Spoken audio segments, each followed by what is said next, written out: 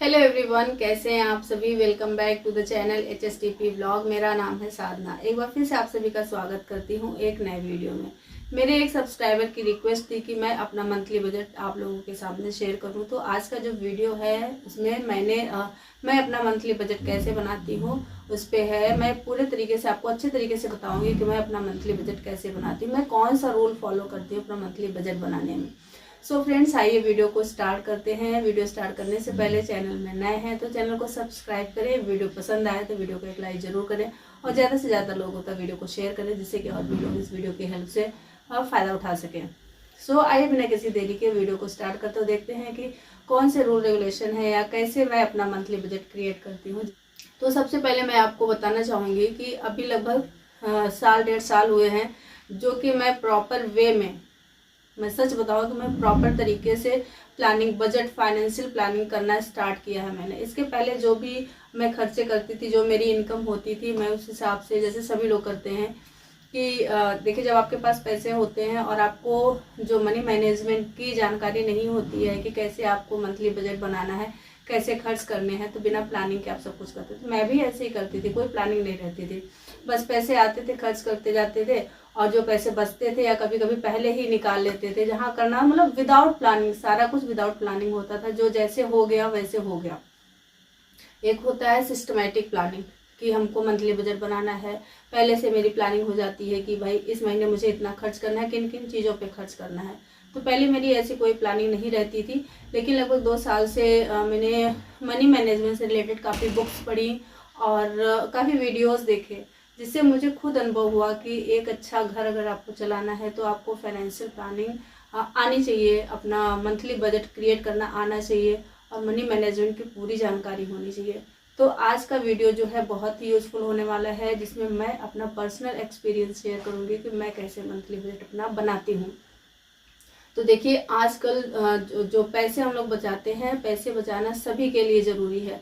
सिर्फ पैसे बचाना जो है आज के लिए ही नहीं ज़रूरी है, पूरे भविष्य के लिए, जो आपका आने वाला फ्यूचर है, ठीक है। तो भविष्य के लिए बहुत ज़रूरी है, सिर्फ आपके लिए ही नहीं, आपके परिवार के लिए, आपके बच्चों के लिए। और जो भी पैसे हम कमाते हैं, पैसे कमाना ही, पैसे के मामले में आपको ये नहीं सोचना चाहिए कि आप कितना कमाते हैं। कमाने से ज़्यादा ज़रूरी है पैसे को बचाना। कितना आप पैसा बचाते हैं, कितना आप कमाते हैं, ये मायने नहीं रखता है। मायने ये रखता है कि आप कितना बचा पाते हैं। देखिए, कुछ लोग होते हैं जिनकी सैलरी या इनकम कहें तो बहुत अच्छी खासी होती है, लेकिन उनको फाइनेंशियल प्लानिंग बिल्कुल भी नहीं आती है, मनी मैनेजमेंट बिल्कुल भी नहीं आता, उनको कोई आइडिया नहीं होता है, तो वो उतने में ही परेशान रहते हैं। तो मैं भी ऐसे करती थी। मुझे भी सोचिए, 2009 से मैं जॉब कर रही हूँ। स्टार्टिंग में अगर मुझे मनी मैनेजमेंट की पूरी जानकारी होती तो मैं आज सिस्टमेटिक वे में खर्च कर रही होती, तो मुझे लगता है शायद मैं कुछ और बेटर कर सकती थी। लेकिन खैर कोई बात नहीं, जब जागो तभी सवेरा। तो अभी जैसे ही मैंने सोचिए एक तरीके से अवेयर हुई हूँ इस मामले में, तो मैंने लगभग 2 साल से मैंने भी अच्छी खासी सेविंग की है और अच्छे से इन्वेस्टमेंट करना स्टार्ट कर दिया है।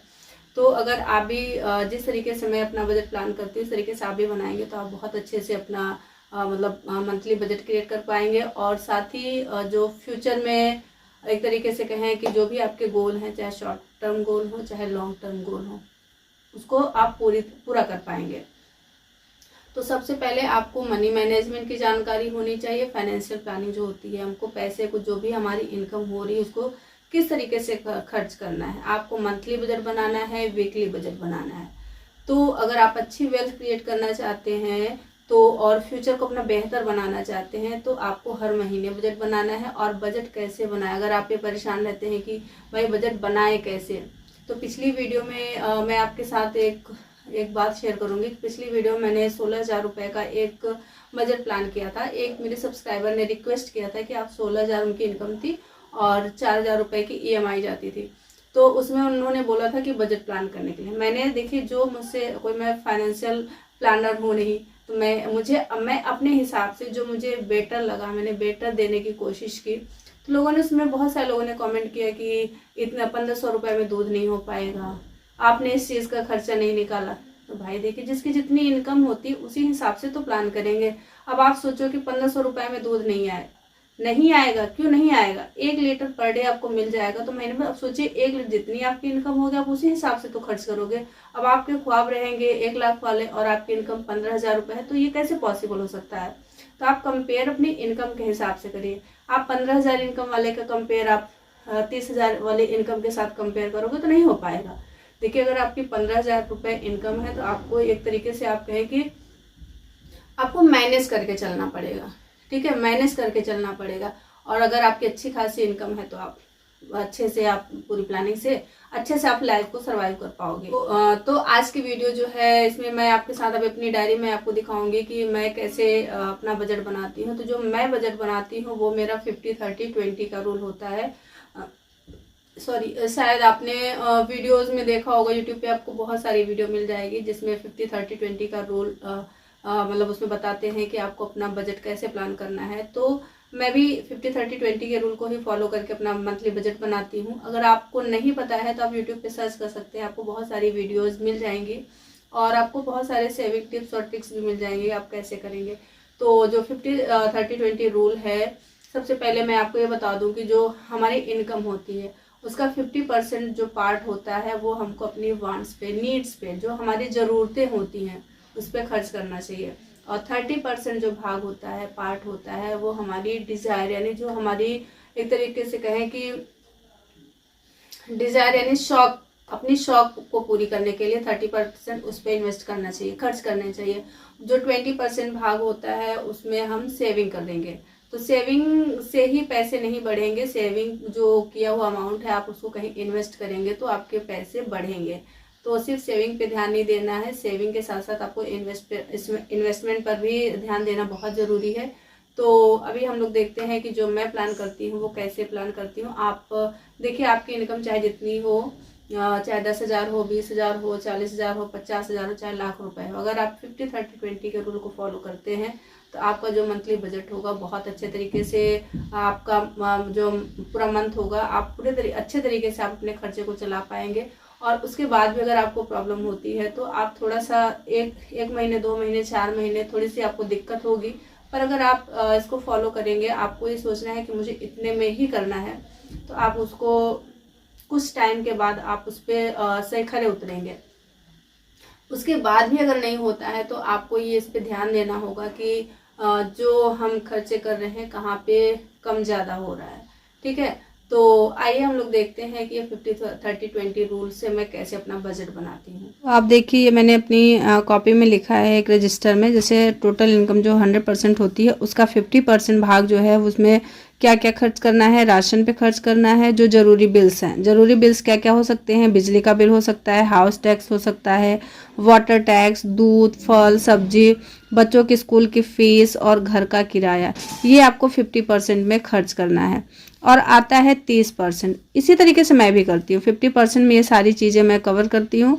उसके बाद जो 30% होता है, 30% चाहे जो भी अमाउंट हो, अगर आपकी इनकम 60,000 है तो 60,000 के हिसाब से इस तरह से बनाएंगे। 1 लाख है तो भी आप इसी रूल को फॉलो करते हुए बनाएंगे। और जो 30% आता है, 30% में ये मेडिकल का खर्च हो जाता है। आप मंथली आप निकाल कर रखिए, कोई ज़रूरी नहीं है कि हर महीने आपको मेडिकल की ज़रूरत पड़े, हर महीने आपका हेल्थ ख़राब हो। आप हर महीने एक अमाउंट, अभी कुछ वीडियो में मैंने हर एक अमाउंट, हर एक चीज़ के लिए, हर एक कैटेगरी के लिए अमाउंट अलग अलग से रखना बताया था। अगर आपने उन वीडियोस को नहीं देखा है तो आप उन वीडियोस को जा कर के देख सकते हैं कि जैसे मेडिकल है, फ़ोन है, ट्रांसपोर्ट है, इन चीज़ों में कितने पैसे खर्च करने हैं। आप अपने हिसाब से जितना आपका खर्च है उस हिसाब से आप इसको मैनेज कर सकते हैं। तो ठीक है, हर महीने आपको मेडिकल के लिए निकालना है, फ़ोन के लिए निकालना है, टीवी जो आप रिचार्ज कराते हैं, यानी ये हमारे जो भौतिक सुख सुविधाएं हैं, जितनी आपकी इनकम होगी उसके हिसाब से ही आप ये चीज़ें ले पाएंगे। ट्रांसपोर्ट की बात करें तो देखिए, अगर आपके पास पैसे कम है, आपकी इनकम कम है, तो आप पब्लिक ट्रांसपोर्ट का इस्तेमाल करेंगे। आपकी इनकम अच्छी खासी है तो आप अपना सेल्फ का व्हीकल रखेंगे, अपनी गाड़ी मोटर जो भी है, कार है, आप उससे कहीं भी घूमना पसंद करेंगे। ठीक है, पार्टी में कहीं जाना, इन सब चीज़ों से अगर पैसे बच जाते हैं तो आप पार्टी, शॉपिंग, ये सब चीज़ें कर सकते हैं। इसी में आपके फेस्टिवल के भी खर्चे ऐड हो जाएंगे कि हर महीने आप थोड़ा थोड़ा अमाउंट निकाल करके रखें और जो भी फेस्टिवल आए आप उसमें खर्च करें। फिर बचता है 20%। 20% में जैसे सेविंग और इन्वेस्टमेंट, सेविंग आप करिए, सेविंग करने के बाद उसको इन्वेस्ट करिए, इन्वेस्ट करेंगे तो ही पैसे की वैल्यू बढ़ेगी। अगर आप उसको सेविंग अकाउंट में या घर पे रखते हैं तो उसकी कोई भी वैल्यू नहीं बढ़ेगी, वो घटता ही जाएगा। तो आप कहाँ कहाँ सेव कर सकते हैं, ये सारे ऑप्शन हैं। आरडी है, एफडी है, एनएससी है, पीपीएफ है, म्यूचुअल फंड में आप एसआईपी या लमसम कर सकते हैं। सुकन्या समृद्धि योजना है, ये लड़कियों के लिए है। तो अगर आपकी बेटी है 10 साल से कम की है तो आप इसको शुरू कर सकते हैं। इस तरीके के इन्वेस्टमेंट आप कर सकते हैं। तो फ्रेंड्स, आज की वीडियो कैसी लगी आपको? वीडियो अगर आपको थोड़ी भी पसंद आई, यूज़फुल लगी, तो वीडियो को एक लाइक ज़रूर कीजिएगा और ज़्यादा से ज़्यादा लोगों तक वीडियो को ज़रूर शेयर करें और एक प्यारा सा कमेंट लिख के ज़रूर बताएं कि आज की वीडियो आपको कैसी लगी। मिलते हैं नेक्स्ट वीडियो में। Thanks for watching my video.